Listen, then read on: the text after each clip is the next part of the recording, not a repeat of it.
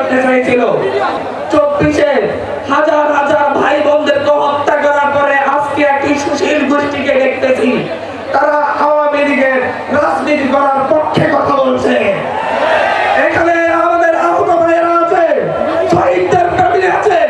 আপনারা কি আবার জয় বাংলা জয় বঙ্গবন্ধু স্লোগান দিয়ে আবার রাজনীতি দেখতে চাচ্ছেন? আবার রাজনীতি দেখতে চাচ্ছেন? যে সকল সুশীলেরা, যে সকল রাজনৈতিক পান্ডারা এখনো আওয়ামী লীগের রাজনীতির পক্ষে কথা বলে, তাদেরকে প্রতিরোধ শহীদের ফ্যামিলি করবে, তাদেরকে প্রতিরোধ এক পা না থাকা আহত ভাইয়েরা করবে। আমি এই দেশের পুনর্গঠনের জন্য গুলি খেয়েছি। আমরা এই দেশের জীবন বাজি রেখে একটি স্বাধীন সার্বভৌম বৈষম্যহীন রাষ্ট্র বিনিময়ের জন্য জীবন দিয়েছি, লড়াই করেছি। আমরা লড়াই করি নাই চাঁদাবাজদের জন্য, আমরা লড়াই করি নাই দখলদারিত্বের জন্য। এখন জায়গায় জায়গায় চাঁদাবাজি হচ্ছে, দখলদারিত্ব হচ্ছে।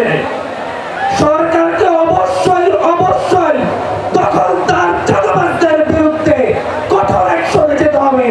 আপনাদের কাছে আহ্বান থাকবে, এই উত্তরা থেকে গণবিপ্লবের গণঅভ্যুত্থানের নেতৃত্ব দিয়েছেন যেমন জীবন বাজি রেখে সামনে একটি বৈষম্যহীন রাষ্ট্র বিনির্মাণে, যাতে ভবিষ্যতে আর কোনো প্যাসিভেটি শাসন ব্যবস্থা কায়েম হতে না পারে, আর কেউ স্বৈরাচার হয়ে উঠতে না পারে, তার জন্য আরেকবার লড়াই করতে প্রস্তুত আছেন?